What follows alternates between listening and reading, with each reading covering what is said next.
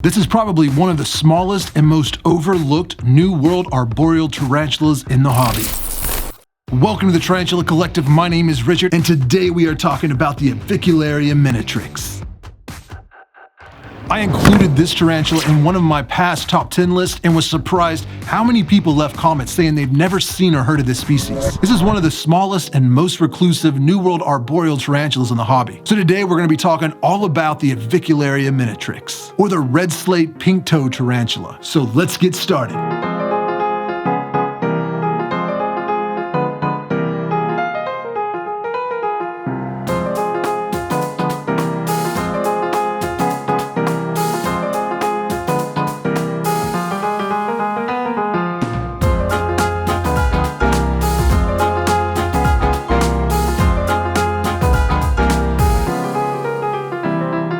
Described by Pocock in 1903, the Redstripe Pinktoe, known scientifically as the Avicularia minatrix, is a New World arboreal dwarf tarantula from Venezuela. This is the smallest tarantula in the Avicularia genus, only growing to about 2.5 inches in size.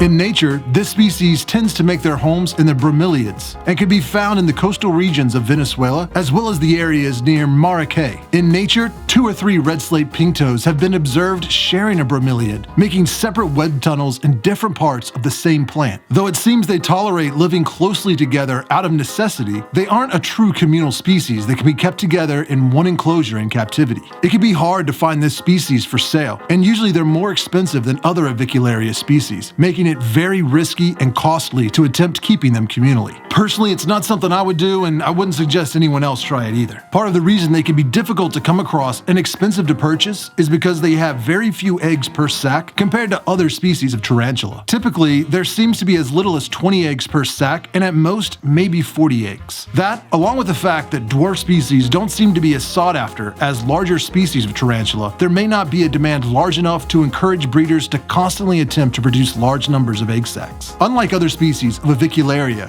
carabina, or Y-biopora tarantulas, the minatrix is probably my most reclusive New World arboreal. I see my Salmopia species more than I see my minatrix. Mostly she spends her time huddled up in her web tunnels and rarely is out on display or walking around her enclosure, which is a shame because they are such a beautiful species. Not only is this species shy and reclusive, but they can be very skittish as well. Mine will bolt quickly around its enclosure and dive into hiding if I happen to catch her out, and frequently when I feed her, she'll run away from her prey before pouncing on it and eating.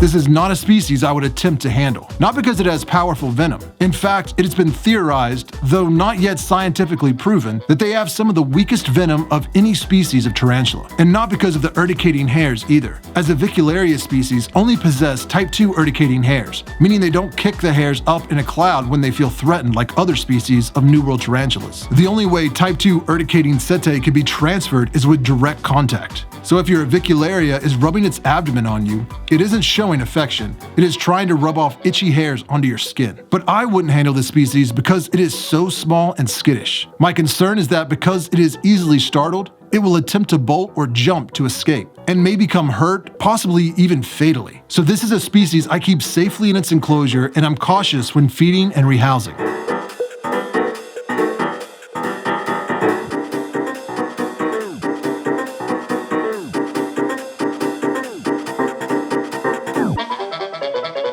I keep my A minatrix slings in a large dram vial or small acrylic boxes that are taller than they are wide. Even as spiderlings, they don't spend much time on the floor of the enclosure, and I have never seen mine attempt to burrow. Even so, I fill up 1/4 or 1/3 of the enclosure with substrate that I keep slightly damp to maintain a little humidity. Much more important than humidity for this species is ventilation. They seem to thrive when given adequate cross-ventilation as opposed to ventilation on the top of the enclosure. If you're making your own enclosures, be sure not to make the ventilation holes too large, as this species is very tiny as a spiderling and can squeeze out of any hole the size of its carapace. I usually provide a water dish glued to the side of the enclosure up towards the top and provide a small piece of cork bark placed vertically against the side of the enclosure, or some tiny fake plants, anything that can give it plenty of anchor points to make its webbing. These species will typically web up the top of the enclosure extensively, so using an enclosure that opens from the side or bottom will work best, so as not to destroy their webbing over and over again when feeding. Once they outgrow those enclosures, I move them into juvenile arboreal enclosures like these AMAC boxes. Again, I prefer to turn them upside down, so I can open up the enclosure to change the water and drop in prey without disturbing their webbing. I use cross-ventilation and provide a large water dish to provide adequate humidity. I also overflow the water dish a little every week or so to get a little moisture in the substrate without saturating it.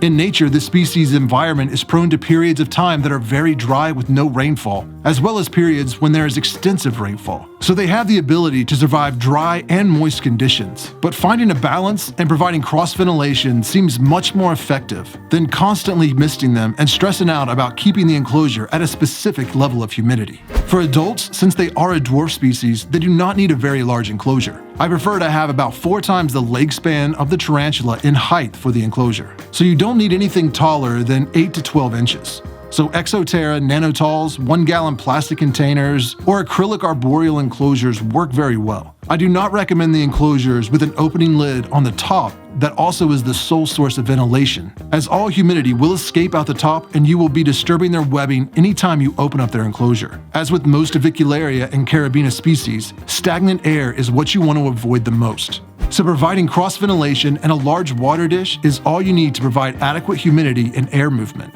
I do not miss my Avicularia's enclosures, as it seems to only stress them out, stagnate the air, and evaporate within an hour. I've had much more luck just keeping a large water dish full in the bottom of their enclosure.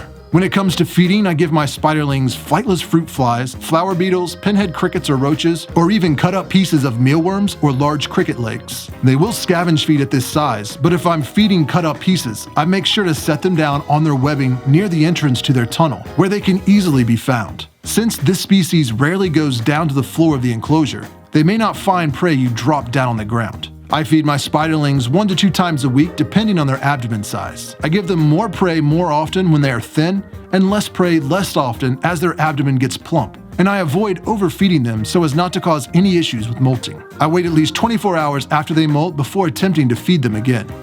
For juveniles, I feed them once a week and drop in 2 small to medium crickets, again based on the size of their abdomen. I prefer to feed this species crickets, as crickets will jump around and crawl up cork bark, while mealworms and roaches tend to stay at the bottom of the enclosure. I wait 3 to 5 days after a molt before offering them food to give their fangs plenty of time to harden up.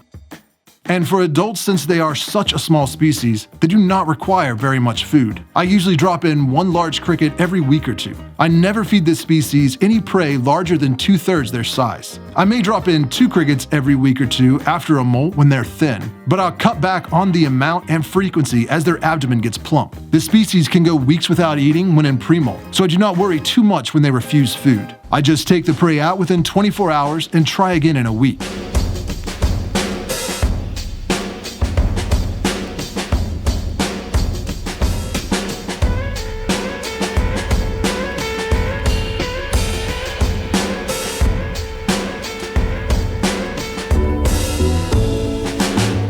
In my opinion, this is one of the coolest species of Avicularia genus with the cool red stripes on their abdomen. And what I really like about them is that they don't really change their appearance as they grow. As spiderlings, they essentially have the same coloration and pattern as they do when they're adults, which is very unique for the Avicularia genus. They also make some very cool web tunnels that are quite extensive, so if you're looking for a heavy webbing tarantula, you should definitely consider this species. This is a very colorful and unique species despite their propensity to hide, and I really enjoy having one in my collection. Now, if you want to see my other care videos on arboreal tarantulas, just check out this playlist right here. And if you're new to the hobby, check out this new keeper playlist right here. As always, I appreciate you watching. Subscribe if you want to see more.